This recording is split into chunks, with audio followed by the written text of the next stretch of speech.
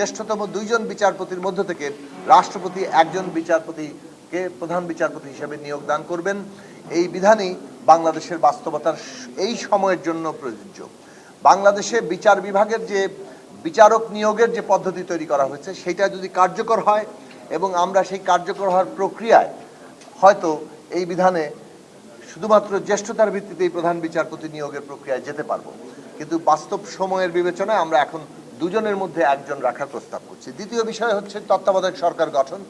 তত্ত্বাবধায়ক সরকার গঠনের ক্ষেত্রে বাংলাদেশের যে অভিজ্ঞতা তৈরি হয়েছে তাতে আমরা তিনটা বিষয়কে আমাদের দলের দিক থেকে আমরা বিবেচনা করি। এক হচ্ছে যে বিচার বিভাগকে এখানে যুক্ত করার কারণে বিচার বিভাগ দলীয়কৃতই কেবল হয়নি, এই পুরো বিষয়টা বাংলাদেশের রাজনীতি এবং শাসন ব্যবস্থার মধ্যে বড় ধরনের সংকট সৃষ্টি করেছে।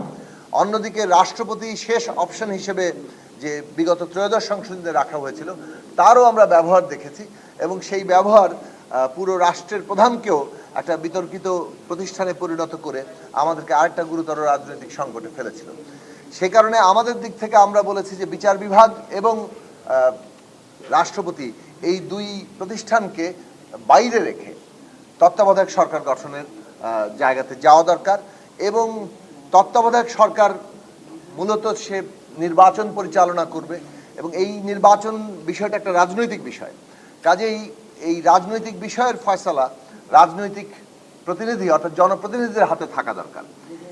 জনপ্রতিনিধি অর্থাৎ সংসদ কিংবা উচ্চ কক্ষ হলে নিম্নকক্ষ এবং উচ্চ কক্ষের উভয় যারা নির্বাচিত প্রতিনিধি তাদের গঠিত একটি কমিটি এই তত্ত্বাবধায়ক সরকার প্রধান কে হবে সেই বিষয়ে তারা নির্ধারণ করবে।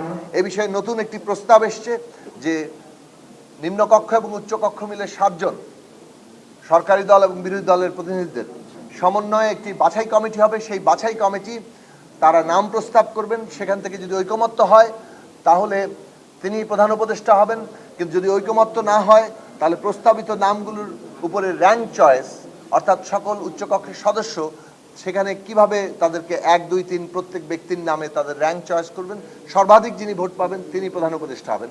আমরা মনে করি যে এই পদ্ধতি বাংলাদেশের রাজনীতিতে গুণগত পরিবর্তন আনবে। এক, বিচার বিভাগ দলীয়কৃত হওয়ার মতো সংকটের জায়গায় আমরা যাব না, অন্যদিকে রাষ্ট্রপতি বিতর্কিত হবেন না, আবার এই যে তত্ত্বাবধায়ক সরকার ব্যবস্থার নিয়োগের যে অথরিটি সেটা নির্বাচিত প্রতিনিধিদের হাতেই থাকবে এবং সেটা বাংলাদেশের রাজনীতিতে গুণগত পরিবর্তন আনবে।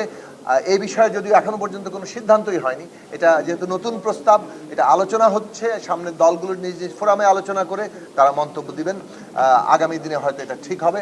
এই পর্যন্ত আজকের আলোচনা হয়েছে।